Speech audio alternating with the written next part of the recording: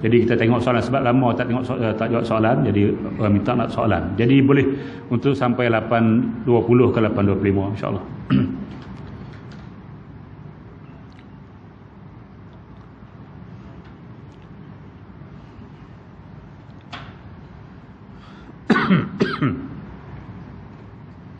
Patung kaca binatang yang memang tidak ada kaki semasa beli macam mana?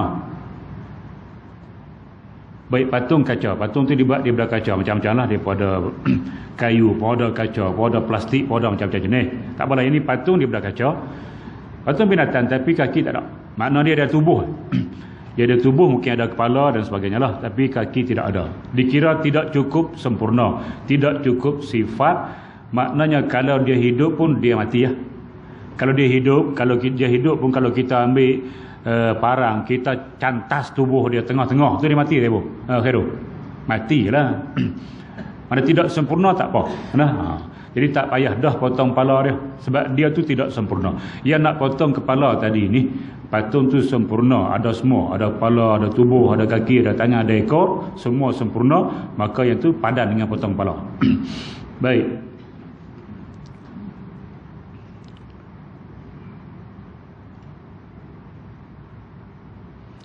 Kita semua tahu bahawa Nabi Muhammad SAW dilahir pada hari Isnin, tapi saya tak jumpa pula hari wafatnya. Boleh Ustaz beritahu hari wafatnya Rasulullah SAW? Jadi cuma kita jumpa dalam kitab-kitab sirah. Tak tahulah dia nak bagi mudah ingat ke ataupun memang macam tu, kita pun tak tahulah. Kitab-kitab sirah dan juga hadis-hadis yang kata Nabi ni dia dilahirkan pada hari Isnin. Bukti dia bila orang tanya dia sebab apa dia puasa hari Isnin, puasa hari Khamis. Dia kata aku nak ingat hari aku dilahirkan, hari Isnin. Tuan-tuan, nah, maka lahir dia hari Isnin. Dan dia wafat juga hari Isnin. Baik, apa hukum kedai pakaian sediakan patung-patung untuk jual baju? Bawa anak-anak hati-hati sikitlah. Bawa anak-anak pergi ke supermarket, hati-hati sikit, takut dia pergi bergantung di tu. Gantung ni apa, Khairul? Kantung susu. Buat patung perempuan, nak jual baju perempuan takkan betul lelaki. Bila buat patung perempuan dia kena ada kantung susu. Susu tak ada, kantung susu. Budak-budak pergi gantung situ. Nah, baik tuan-tuan, jadi patung untuk itu boleh atau tidak? Hukum dia tak boleh. Tak boleh buat patung untuk kita bila nak jual baju, nak bagi nampak pakai tu. Kita buat patung. Kalau baju lelaki, buat patung lelaki. Kalau baju perempuan, patung perempuan. Maka kita pakaikan baju kepada patung tadi. Maka patung itu pun tidak boleh. Tuan-tuan, muslimin dan muslimat yang dirahmati, sebab dia sempurna. Kalau nak bagi boleh juga, buang kepala dia. Patung tu buang kepala. Kita nak jual baju ke jual tudung ni? Heboh. Nak jual baju ke tudung? Jual baju kepala potong lah. Takkan pakai baju duduk atas kepala. Baju sampai sini saja. Maka patung tu buang kepala. Pakai baju tak ada masalah. Baju sekat ni lah. Betul tak? Nak jual tudung? Ambil kepala saja. Takkan pakai tudung sampai tubuh. Kepala je buh atas kepala jadi. Okey, tak apa. Mana kita sudah pisahkan. Hak nak tudung, boh atas kepala saja. Hak untuk pakai baju, boh tubuh saja. Potong kepala. Boleh. Tapi sempurna sekali kepala, tak boleh. Nah, tuan-tuan dan muslimat yang dirahmati sekalian. Hak boleh ni ialah patung jenazah. Tak apa. Kita nak kerusuh mandi mayat. So, Khairul takut. Takut nak berlakon jadi mayat, takut. Takut mati sungguh. Sebab ada hak berlakon mati sungguh. Takut. Bila takut, yang mudah cerita gini buat patung, letak situ, nak mandi. Ni kita basuh mula di kepala ni lah. Mula kepala kita basuh. Ni sampai sini. Dia nak tunjuk dia macam orang. Kalau orang tak boleh pegang dia geli nanti, dia bangun lagi, jenuh lagi tau. Patung dah. Ayah saya dulu dia memang pengkursus. Kursus apa dia mandi jenazah. Dia depa bukan patung dia punya. Bila buat kursus, penganjur itu akan bagilah patung sebagai jenazah. Sempurna lah, tak apa lah itu. Sebab untuk belajar patung tu, lepas tu Dia cuma masuk angin je, dia akan angin naik balik, lepas tu buang angin, lipat-lipat balik masuk. Dia getah macam tu. Tak apa. Baik tuan-tuan, jadi kalau yang di supermarket, di kedai-kedai itu, kalau dia tu tokek tu Islam lah, maka dia tak boleh bagi sempurna. Mana potong kepala untuk baju, kalau tudung pakai kepala aja, tubuh tak payah, macam tu je.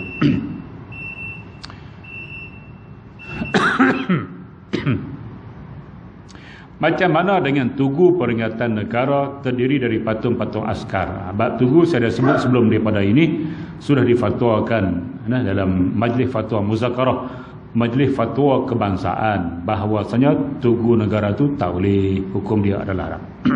Tuan-tuan boleh rujuk sendirilah, cari fatwa berkenaan dengan tugu negara, dia akan keluar mai. Baik, seterusnya.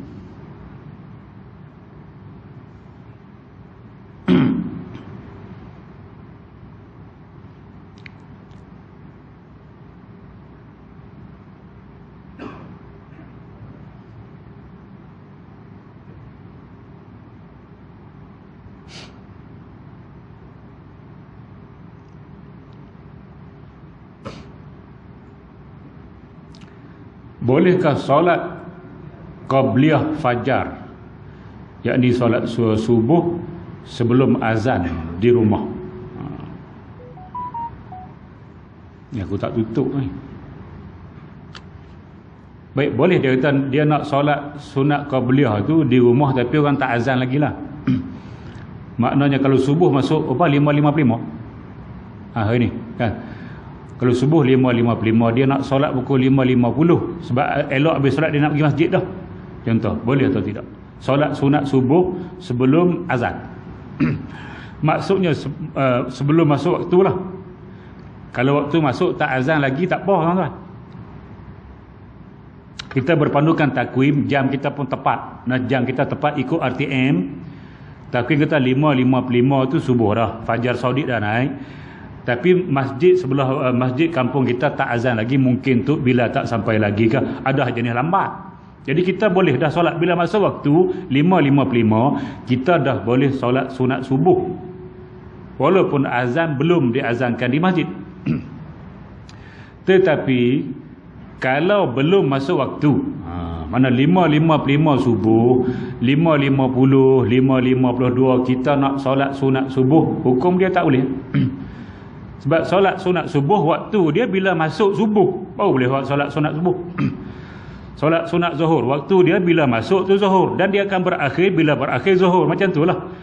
Dia hak sunat qabliyah ba'diyah, dia berpandukan masuk waktu fardu, dia pun masuk sekali, habis waktu fardu dia pun habis sekali. Dia macam tu. Maka tak sah lah kita solat sunat sebelum azan ataupun sebelum masuk waktu solat hak kita nak solat itu. Tidak sah. Baik tuan-tuan dan muslimat yang dirahmati sekalian, dia akan jadi sunat biasa je lah. Dia akan jadi sunat mutlak. Dia akan jadi sunat tak ugi juga, tapi jadi sunat mutlak. Nanti kita kena solat semula lah qabliyah fajar. Hak Nabi kita rakaatal fajri khairum minad dunya wa ma fiha. 2 rakaat solat sunat fajar, solat sunat sebelum subuh tu, pahala dia lebih baik daripada dunia dan segala isinya. Tu dia. Lebih baik daripada dunia dan segala isi. Mana pahala solat sunat yang paling besar, solat sunat subuh tu. Jadi tadi kita solat 2 rakaat belum masuk tu, maka tak dikira. Mana dia jadi solat mutlak biasa, kita kena solat semula untuk dapatkan pahala yang kita lebih besar daripada dunia dan segala isinya tu. Solat mula selepas masuk waktu. Azan tak kisahlah, masuk waktu kira dia.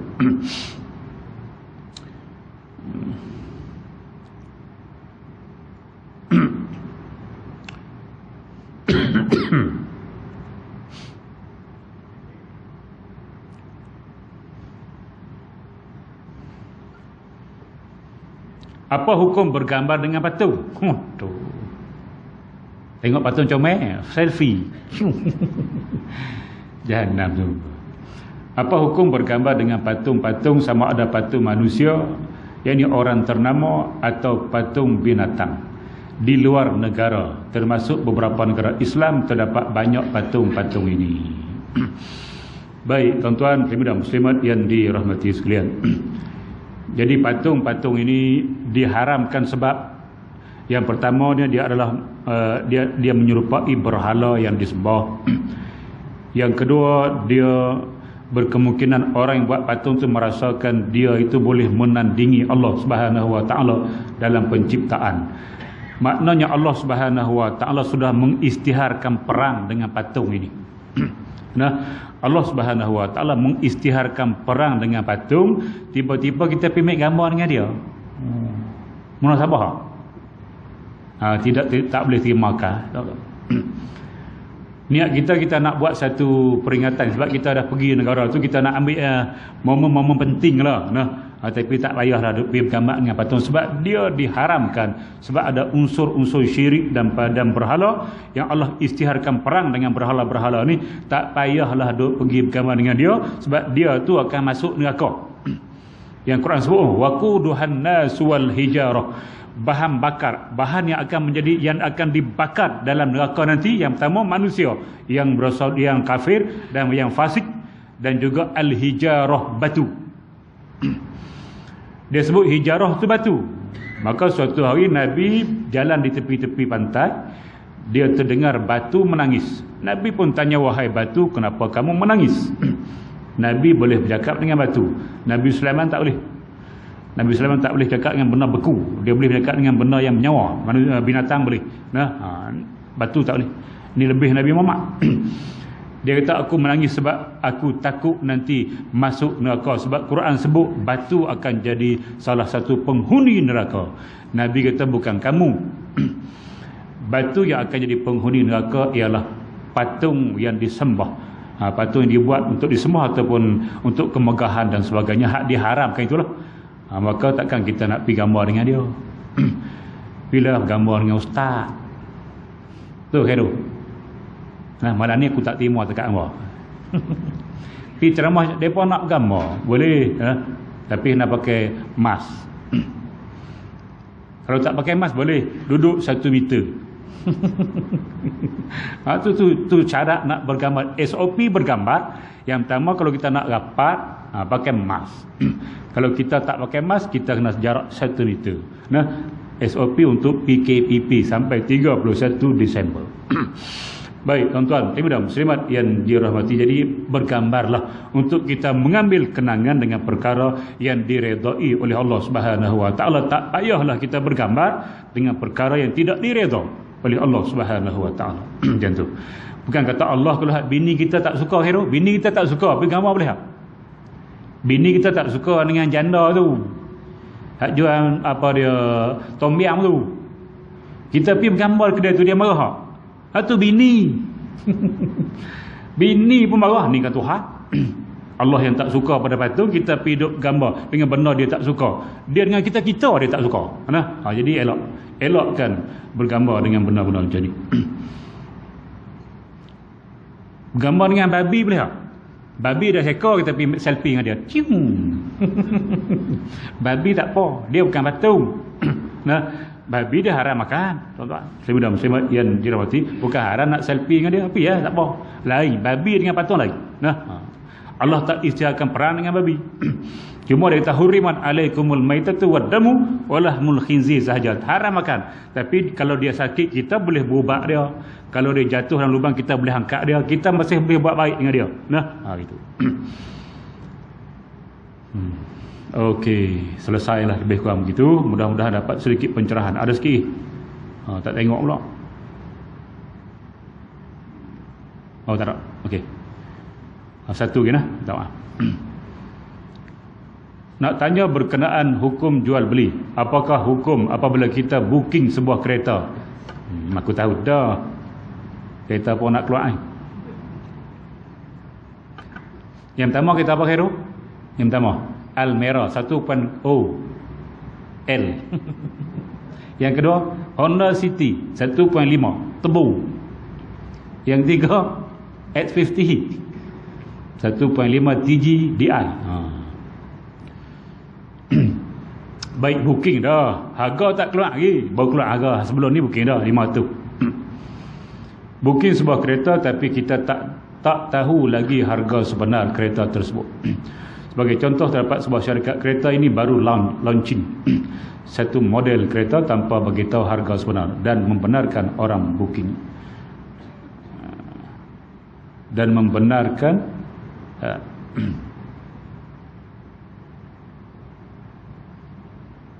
orang ramai untuk booking kereta tersebut dengan perlu membayar beberapa ratus ringgit. Adakah termasuk dalam kesamaran dalam hukum jual beli bagi penjual kereta tersebut? Baik, tuan-tuan muslimin dan muslimat yang dirahmati sekalian. Rukun jual beli ini dia ada 3 rukun. Kita tak nak hurailah rukun, tapi nak bagi rukun saja secara ni 3 rukun. Yang pertama, nama dia al-aqidah ni. 2 orang yang berakad. Yang pertama yang membeli, yang kedua yang menjual. Ni al-aqidah ni. Mana penjual dan pembeli. Rukun yang pertama. Dan syarat dia lah akid, balik, tidak ada paksaan dia, ada syarat-syarat dia. Kemudian yang kedua, barang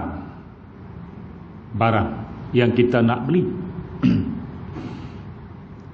Nah, dia sebut sebagai perkara yang nak dibeli lah, barang dan juga harga. Satu barang kita nak beli, yang kedua harga yang kita nak beli ataupun kita nak jual. Yang ketiga ialah sirah, ijab dan qabul. Saya beli, saya jual. Baik, dia kena ada cukup rukun. Rukun dia penjual, pembeli, barang, harga. Jeng masuk harga situ, jeng kering. Harga tak ada lagi, barang ada, harga tak ada. Syarat dia gitu. Syarat dia penjual, pembeli, barang, harga, sirah, ijab, qabul. Tiba-tiba barang tak ada, tak apalah tuan-tuan. Barang tak ada, tapi dia ada model, tak apa, dia ada contoh. Dia panggil bai'us salam, jual secara tempah. Kita beli rumah, mana rumah siap ni? Hero beli rumah siap dah. Kita nak beli rumah tu mana dia buat lagi? Tuan-tuan, mungkin dia buat berapa persen saja, tapi dia ada satu rumah contoh yang mana kita boleh tengok rumah itu macam ni lah. Dia ada 3 bilik, dia ada 2 bilik ayat, dapur dia gini. Rumah ni macam ni lah. Hak kita tu tak buat lagi, tapi kita dah boleh bayar separuh lah. Sebab dia akan jadi macam tu lah.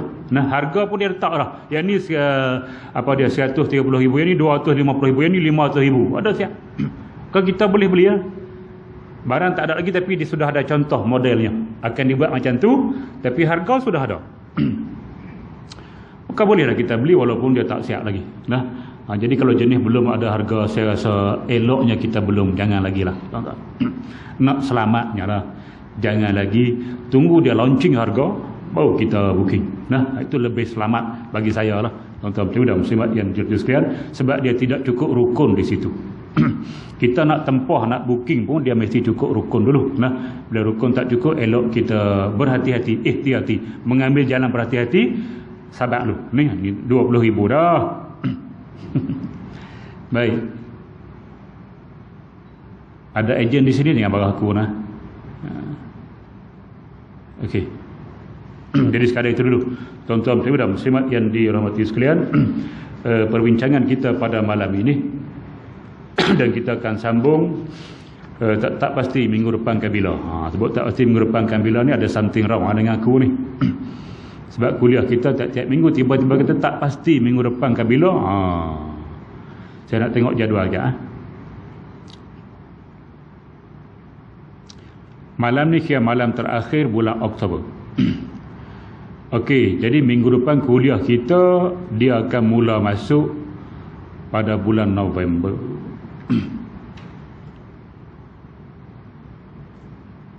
1323 1324. Hang nak main sini 1324. 24. Okey. Jadi bermula bulan depan, tuan-tuan, kuliah kita akan buat 2 kitab. Sebab dulu saya dah sebut sebelum daripada kita habis kitab Indahnya Hidup Bersyariat dulu, kita akan baca 2 kitab. Satu kitab Halal dan Haram, dan satu lagi kitab ni. Cuma yang ni saya masih belum mula, sebab saya nak mula kitab ni bagi separuh dulu. Tengok lah ni dah separuh, lebih kurang dah tak separuh lagi, tapi menghampiri separuh. Jadi mula saya nak cuba selang-seli antara kitab Halal dan Haram dan kitab ini. Nama kitab ini ialah Al-Qaulut Tam fi Ahkamil Imam wal Ma'mum, juzuk 1 dan 2. Mana hukum yang sempurna pada membicarakan hukum hakam berkaitan imam dan makmum. Ni. Nah, kita mungkin ada hak tak pernah mengaji langsung lagi. Mungkin ada yang ngaji separuh kot, ataupun yang dah habis dah tapi tak ingat juga. Jadi kita ulang. Sebab solat jamaah ni kita hak main masjid, memang kita solat berjamaah tu hari-hari.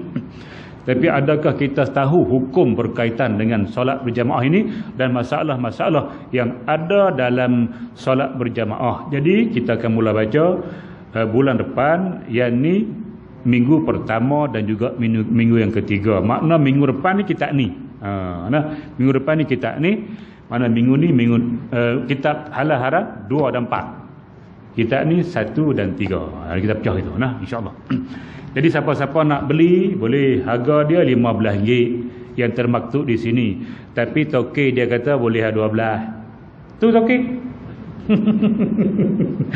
Saya telefon dah tadi, dia kata $12 boleh diskaun.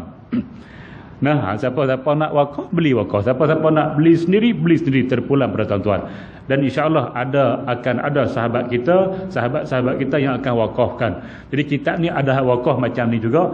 Dan kalau tuan-tuan rasa selesa dengan hak sendiri, tuan-tuan boleh belilah. Rasa nak pakai yang wakaf, boleh juga. Nah, janji kita pegang kitab masa kita mengaji. Tidur pun tak apa, pahala buka kitab sudah. Okey, mula minggu depan kita mula buka kitab Al-Qaulut Tam fi Ahkami Al-Imam wal Ma'mum. Baik, jadi sekadar itu pengumuman yang baik daripada Allah Subhanahu wa taala, yang buruk kelemahan diri saya sendiri. Aqulu qawli hadza wa astaghfirullahal azim li wa lakum. Wassalamualaikum warahmatullahi wabarakatuh. Bismillahirrahmanirrahim. Alhamdulillahirabbil alamin. Wassalatu wassalamu ala asyrafil anbiya'i wal mursalin wa ala alihi wa ashabihi ajma'in. Allahumma inna nas'alukal huda wat tuqa wal afafa wal ghina. Allahumma ij'al jam'ana hadza jam'an marhuma wa tafarruqana min ba'dihi tafarruqan ma'suma wa la taj'al Allahumma fina wa la ma'ana wa la man yatba'una syaqiyan wa la matrudan wa la mahruman ya rabbal alamin. Walhamdulillahi rabbil alamin. Taqabbalallahu minkum.